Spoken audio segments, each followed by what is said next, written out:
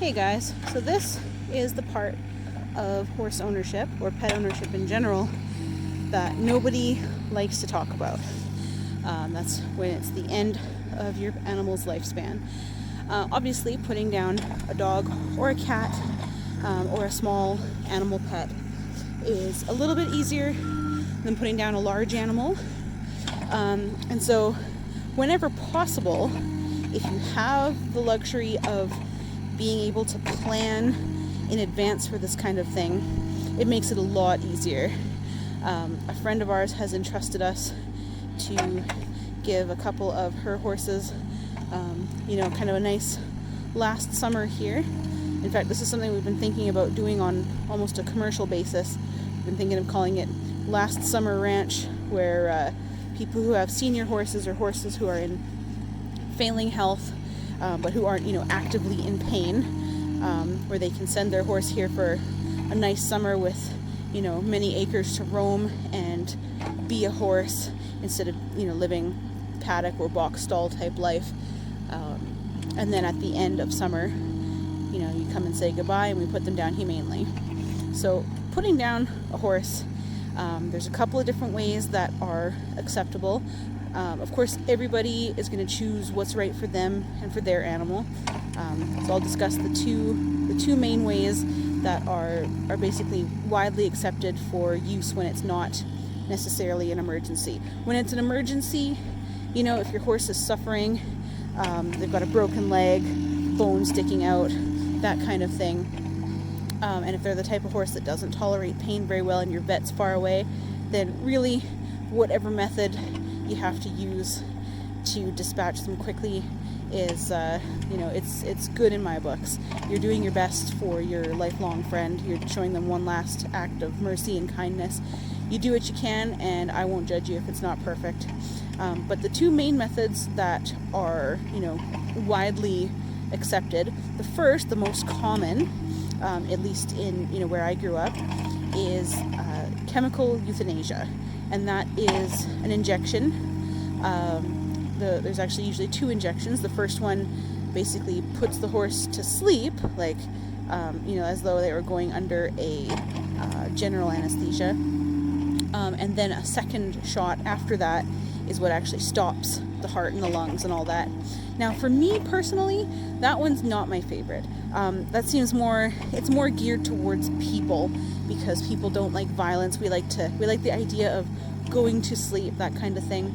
But for me, for a horse, not my number one choice, and I'll tell you why. I'm sure I'll get some shade for this, but I don't care. The reason I don't think that it's great for horses to have the chemical euthanasia, at least it's not my favorite. Of course, I think that any kind of humane euthanization is better than letting a horse suffer, like 100%. Like if you had to slit its throat, that is better than letting it suffer. But we do what we can with what we have. But the reason that I don't think that the needle is the best is, for one, most horses get nervous around the vet because they don't like needles. They don't like whatever vets usually have to do to them. So a lot of them tend to get stressed about that. And I don't know about you, but I would like my last moments on earth to be as stress-free as possible. Please, if I'm lucky. The other thing is that horses, being a flight animal, they're a prey animal. Their way of dealing with danger is to run away. They don't like not being able to move. And so what I've seen, some horses getting put down with the chemical euthanasia, and this isn't all horses. There's a lot of horses who really trust their handler, who are comfortable laying down, going to sleep with them, that kind of thing. This doesn't apply to them. And if you have chosen chemical euthanasia for your horse, this is not me throwing shade on you at all. You know your horse better than I do. But for a lot of the horses that we have dealt with over the years, that kind of thing, it stresses them out, it scares them, and you can see them try to fight the initial anesthesia. And for me personally, that absolutely kills me. I don't want my best friend's last moments on earth to be fearful or stressful in any way. Now, of course, depending on the skill of your vet and also your horse's circulatory system, etc., a lot of them are asleep and out before they even hit the ground, and that's fine. that's great, actually. So again, I'm not judging the method that you choose. Whichever you choose is best for you and your horse. That's what's best for you and your horse. For us, now this is the less popular method, at least, in the city.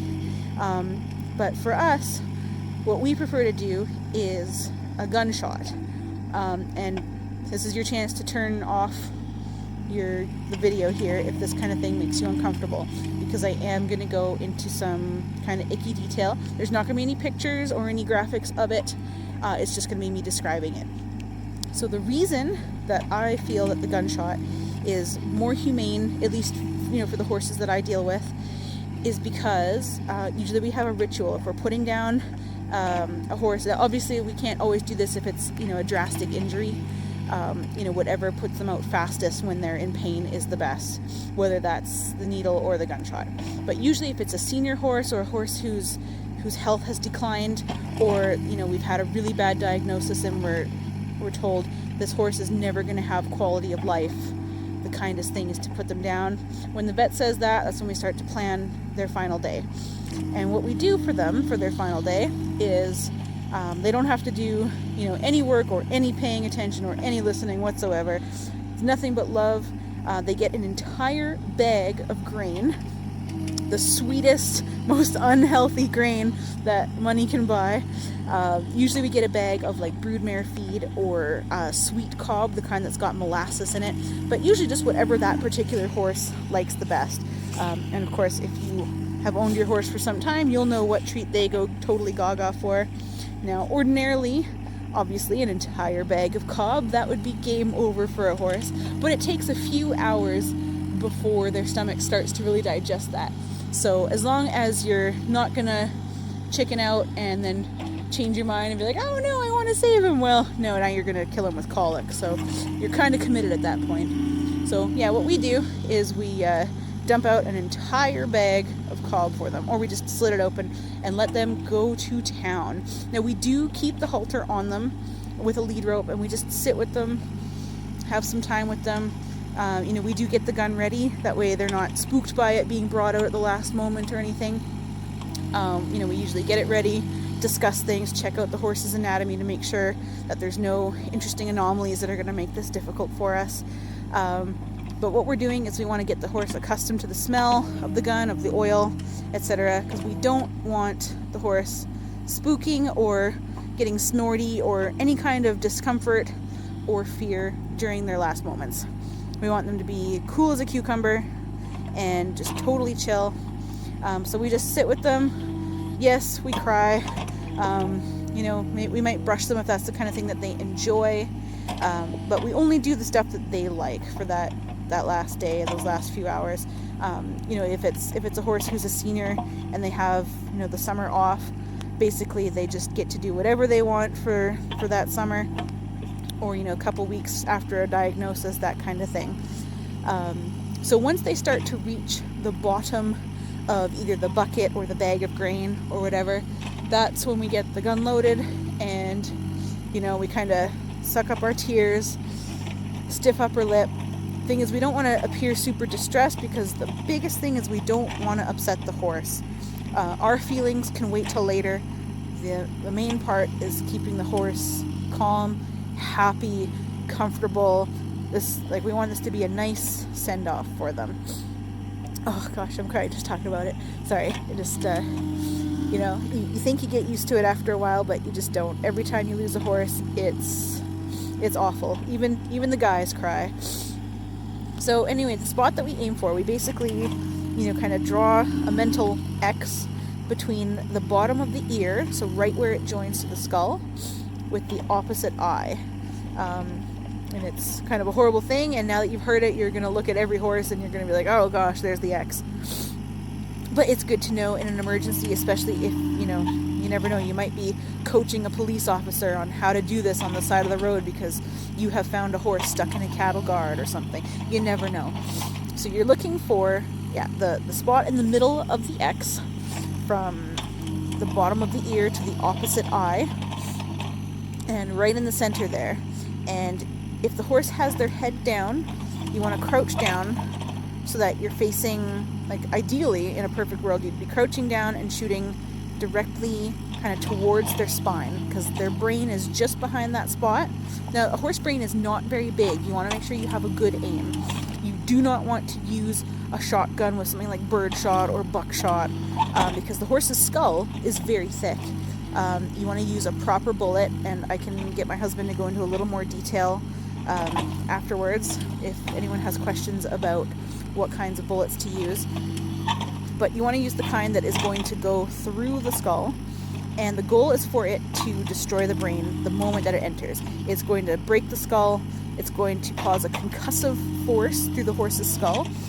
And the great thing about this, so it's violent and horrible for people, but for the horse, the benefit is that before they even hear the click of the trigger, because keep in mind, most bullets travel a little faster than sound, before they even hear the trigger click, they're unconscious, because the impact of the bullet hitting the skull creates a concussive wave through the body and knocks them right out.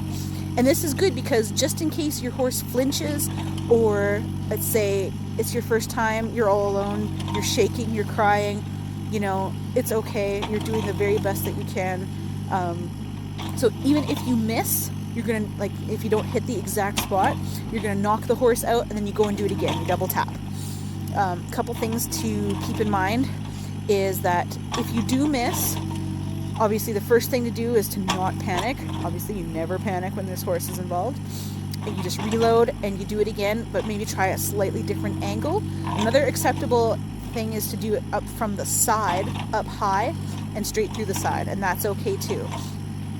Another thing to consider is before you do this, just in case, because horses do move very fast, you want to make sure that you're shooting in a safe area.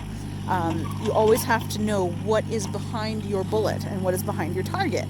So we tend to do it here. As you can see, it's a hill, so we are shooting into a hill, which also has a pile of sticks on top, and the hill continues about another it's not a super steep rise, you know, like a big dirt mound would be best, but in this case, you know, it's about a 10-meter rise over about 400 meters, and you know, that way we're shooting into a dirt backstop, so that if we miss, which you never know, it can happen, then at least we're not going to be ricocheting off a concrete building or a tractor, or God forbid hit another horse. I've heard some pretty terrible horror stories, and I don't intend to be involved in any of them. So we do what we can. The other thing is to think about where you are burying the horse, but you can certainly deal with that later. But if you have the time, it's a great idea to dig the hole first, then you can lead them over to the hole. That way, when you shoot them, they fall down into it. That certainly makes it easier for everybody. And it's really not a pleasant thing to be dragging a dead horse behind a tractor or a truck. But I mean, there's certain rules about what you can and cannot do with the carcass of a horse. And that brings me to my other point about why I prefer the bullet method over the chemical euthanasia. Is out here, it really doesn't make sense to take a horse to the dump, which is what a lot of people do in the city. You have to have them carried away. And for one, it's expensive. For another, it's really awful seeing your best friend have a cable winch, or rather a winch cable, put around their neck or their feet or whatever, and have them winched up into the back of a dead stock truck. It's really horrible. You never forget it. But having your friend, you know, immediately lights out and fall into a hole that you have dug and prepared, it also gives you time to grieve, to come to grips with, you know, perhaps it's a diagnosis of an incurable lameness, or a degenerative disease, or, you know, something that's you weren't expecting and you're just not ready for it. So taking the time to dig a hole and prepare, it helps. It can help your mind have some time to deal with it, to process it. Helps you kind of compartmentalize your grief and the deed as two separate things. The other thing to consider is water courses. At least in BC, you're not allowed to bury livestock within, I think it's 30 meters of the nearest water course. And so that's another important consideration for where you are burying things. So here, we are a good 100 meters or so away from the nearest creek, and we're going to bury the horse as deep as we can. we don't really want predators coming in here and eating them. Ideally, I would love it if there was a place that I could safely put them down and let the predators come and eat the bodies. And we actually did do that with one of the horses who passed away. We just dragged them back here because we didn't have a way of digging a hole. But the predators took a long time, and also now that we have baby goats around, I don't want to be letting the local wildlife think that this is a smorgasbord. So what we're doing is we're going to bury them, and at least they are still going back to nature. They're not full of chemicals. A single lead bullet is a lot less, I guess two, because we always double tap. 2 small lead bullets is a lot less environmentally harmful than the chemical cocktail that is used for chemical euthanasia. That you cannot bury, or at least you should not, especially in an area that has wells or groundwater of any kind, because those chemicals can leach into the ground. Rodents and stuff can eat them, and then you have an eagle eating the rodent, and you're just poisoning a huge line of animals. So in my opinion, if you can handle it, or if you can find somebody else who can, the gunshot method is better for the horse. It's just harder on the people because, there's not a whole lot of blood. There isn't brains exploding anywhere, but there is a little bit of blood, and of course we are conditioned by society to associate guns only with violence, not with mercy. And some of the horses that we have put down have been, several hundreds of pounds underweight. They have been lame on, 2 legs and are they're shaking in pain. We've found some that have been bleeding profusely and are already in shock. People call us for all kinds of things, and we're not vets or anything, but occasionally we come across people who can't afford to have a vet out, and we can't judge them for that because we don't know their situation, and everyone has their limits. So yeah, that's just something that I wanted to talk about while we're here doing this. It's the part of horse ownership that nobody wants to talk about, but everybody really should. And it's important to plan this thing out when you have large animals. Don't dump the responsibility on somebody else by taking your old horse to auction hoping that he's going to have some lucky Cinderella story, because he's not. If your horse is old, skinny, crippled, etc., the only person who's going to buy him is the meat man, and the meat guy or woman, it's no gender discrimination here, is going to put them on a truck, make them go for a long, excruciating journey to a slaughterhouse, and they're going to stand in line and watch the horses in front of them get shot and have their throats slit. So, I'm not up on my high horse. I do eat meat, not as much anymore as I used to, but it's not a nice ending for an animal. So if you have the ability to do the right thing by them, then please do it. Put your horse down yourself, have your vet do it, have a neighbor do it, anybody who, and don't be afraid to ask around. It's the kind of thing that if you have, farmers in your neighborhood, they've had to put down their own animals before, they know how to do it, and they won't mind helping you. Especially if it's your first time and you're really upset about it, most of them will walk you through it, they'll help you out. It's a neighborly thing to do. I know we do it for a lot of our friends, neighbor, family, etc. And, we would do it for a stranger off the street if they needed it, because we would rather see the horse out of pain than wonder whatever happened to that horse that lady was wanting to put down. Because, I've heard of people who have not had any experience doing it try it on their own, and they either used the wrong equipment or they didn't know where to shoot. And, I really hope that a lot of the horror stories that I've heard are not true. I'm not going to repeat them because they're truly awful. But don't be afraid to ask for help if this is something that you need help with. There's definitely going to be people in your neighborhood who can help you. And if you're somebody who somebody else asks for help, please don't judge them, because we're all doing the best that we can for our animals. Not everybody knows. You don't know this stuff until you know, right? So try to reserve your judgment, try to be helpful when you can, and let's all work together to give our animals the most dignified, kind end that we can as one final act of mercy. Thanks for watching, guys.